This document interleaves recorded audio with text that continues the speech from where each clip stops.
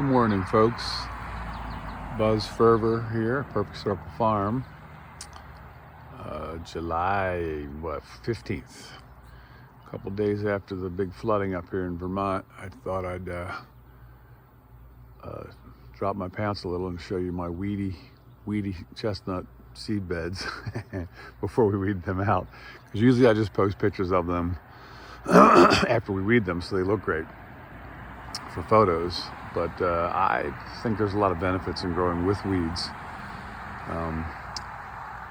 So I'm gonna let you see what they really look like most of the year. We do weed them usually right about now. This year it's been so wet and weird we haven't started. But you still see the plants are looking pretty cool. First we'll take a look at some of the bigger chestnuts. That's a Layeroka seedling. Originated from Bear Creek Nursery through McKell and in the driftless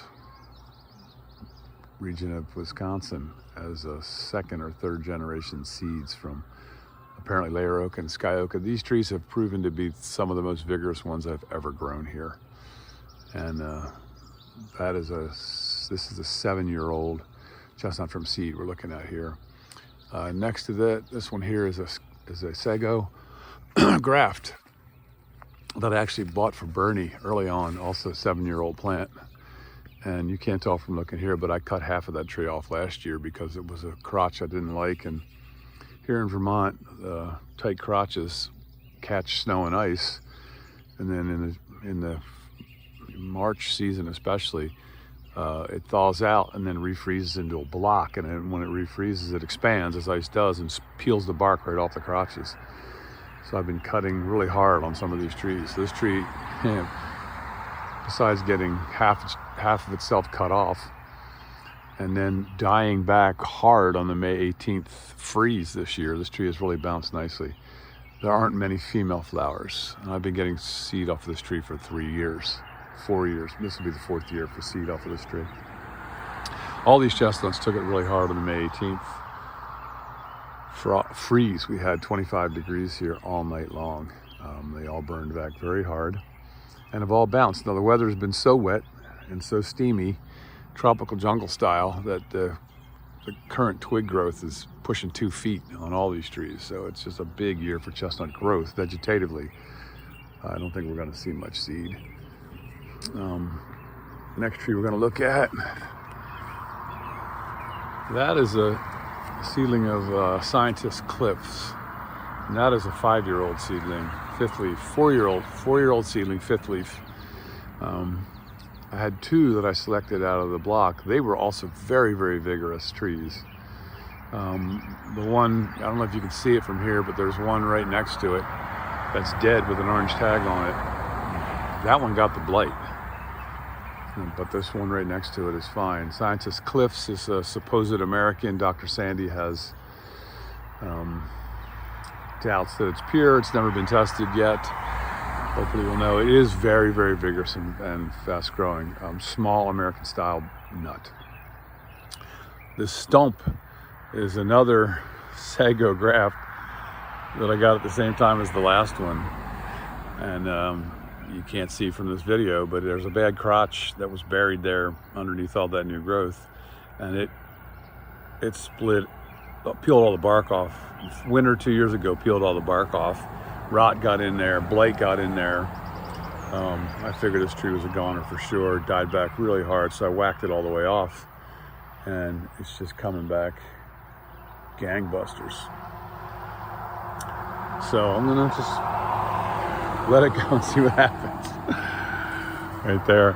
Oh, a couple grafts of, I think these are, one's an ace graft and that's an ace graft there. I don't know what that one is. I'm not going to go over and see. It's another good one.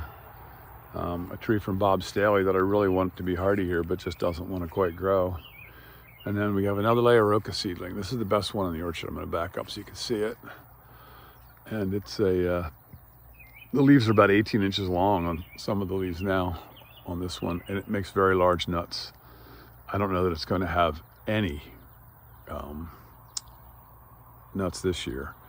There are almost no catkins on this plant at all, male or female. But, you know, it takes a year off. It'll have more seed next year. This is a Luval's Monster graft, same age as the Sego graft you saw also from Bernie when he was selling trees. That's a milk truck going down the road. Oh no, I take that back. This is another Layeroka seedling. Big mistake. Sorry. Kink. And this one's loaded. The leaves are much smaller on this plant, and it makes a little slightly smaller nut, but it makes a lot. Now, I'll have a bunch. You can see the catkins on this. I'm hoping you can see the catkins on this are coming on strong. So we're way behind most of you people because of zone 4 and because of that freeze. And if you look, you'll see there are no or very few female, no female flowers down low. There are some higher up. I was pulling flowers down yesterday. This one is Luval's Monster, and you know, it's a beautiful plant, pretty rapid grower. I'm gonna back up a little. I don't want to fall over. Yeah. I have yet to get a single nut off of this tree. It has flowered a little bit, but never made nut yet. So that's been disappointing that way. I don't know why. I'm hoping it'll just turn the corner and go boom. Now back to the chestnut seedlings. We're going to go down the row. You can see. I'm going to give you an overall view of the weedy mess, and then rock on down the row. Because the other thing I want to demonstrate with this video is how certain plants are much more amenable to pH that's not where chestnuts wouldn't generally find as ideal. So these are open pollinated Luther Burbank seedlings and koi chlorotic. Also, we've had so much rain, it's making them even worse sclerotic than normal. But you see, you know, the color's yellowish and a little bit unhappy. As we go down here, we got some American hybrids from grown in Worcester, Vermont, zone 4A up there. Here we have black satin, which is a beast. Just grows like a weed every year. Leaves are gigantic. These are all 2-year-old seedlings, by the way, we're looking at. This is some 1-year stuff, some Badger Set seed I collected from Rusty Russell. Skookum from Chris O'Mannix, 1-year stuff. This is from Dick Winkle. This is tree R14, which he recommended I grow some of, so I am. Now you see all the weeds. This is Gimli from a graft I have here, so seed that came from the Gimli graft here. But see all these weeds. So what are the benefits of weed? Everybody knows the detractions of the weed. You know, they supposedly interfere with the tree's vigorous growth. One of the things weeds do, especially in seed beds, is they help the trees that have natural vigor get taller than the weeds. So they push them right up. They also add protection from deer for sure, for here. The deer hate putting their head down in the weeds. They're blind as soon as they put their head in. And they're already so spooked about being vulnerable. So there's that aspect. We do have deer pressure, not so much up here, but everywhere else. But I also don't see them really affecting my selections that I'm looking for of the more vigorous top 50%. We are big time rogers here. I throw away half of the seedlings that I grow usually because they're just inferior in vigor. So I don't even get those out of, as they come out of the seed bed, we're discarding them. So I don't have any problem with them being buried in the weeds. And the weeds do help get the taller ones taller, I think. And also it adds for a lot more diversity for insect population. So you have, you know, good guys eating bad guys. It adds tremendous protection from potato leafhopper if it's weedy. Seedlings that are grown out where they're completely clear get way more leaf curl this time of year. After they cut the hay, the leafhoppers all move into the nursery. So we don't get too fussy. These are marigold seedling. This is some more American seedlings from trees grown in Worcester, Vermont. Zone 4. Sago seedlings that were grown right here on the farm. The nuts grew right here on the farm. And they were cut back. Hoping you can see this in the video. They're cut back because they died halfway to the ground in the frost on May 18th because they were leafing out. So these are some of the tall seedlings I had. And you can see, I hope, how they're bouncing back. Layeroca by Sago. Crosses here made on this farm. Yellowwood from Hershey. And then this is some Henry I hybrids. The ones that showed up in the at the Asian markets. They're just coming on. They're 1 year. And then all this stuff looks pretty green, right? Fisher buried in the deep weeds. These weeds have to get called out. NTN Squirrel Stash. Cider is another Hershey one we just found recently. Also mostly Chinese or all Chinese. It's very reminiscent of Ching, so it could have a little bit of Saguenay in it or some chinkapin. Very vigorous grower. It's the first year I've had a lot of those. Chinkapin Ex Eliza from probably from James Nave. Not so vigorous buried, not so vigorous buried, not so vigorous buried. Precose Magul, showing way more vigor than I've ever seen of that. I've grown it before. It hasn't been all that great. This is, they're supposedly Americans from Lucerne, Virginia, from the planting there. They're not. They're hybrids, I would say, from leaf form. But they're also showing a little chlorosis. This is a wonderful look to see. This is a Yucatan Large. And I didn't have great luck with them last time I grew them. These have grown very well. Pretty pleased with that. Oh, Schleierbaum, deep in the weeds.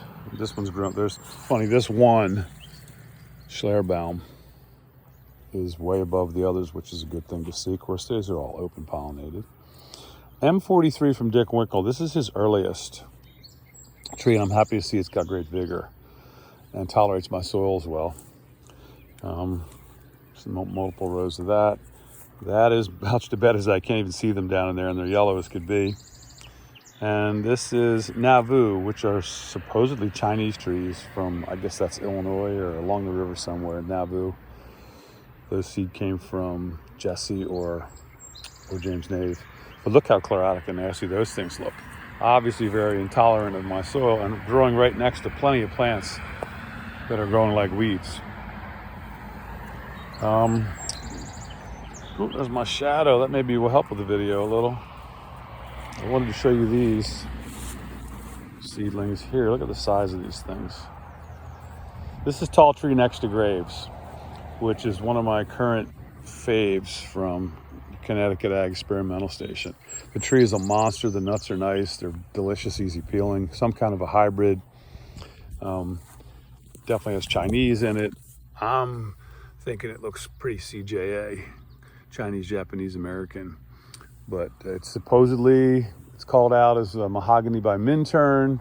Mahogany being Chinese, Minturn being Japanese American cross, I believe. But I'm not convinced of that because it's got an odd placement. But it is really, really vigorous. Grafts easily, very vigorous from the graft. Seedlings grow like crazy. I could keep going and going because there's a lot of chestnut seeds here to look at. That is one bed out of about 10 between the 1 and 2 year olds. I've been a little bit crazy about chestnuts. I'm going to try to take it easier next year. So I got all kinds of cool and interesting stuff that'll be for sale in the spring. Or actually, they'll go up for sale. I'll put them up for sale in the fall for spring shipping, bare root.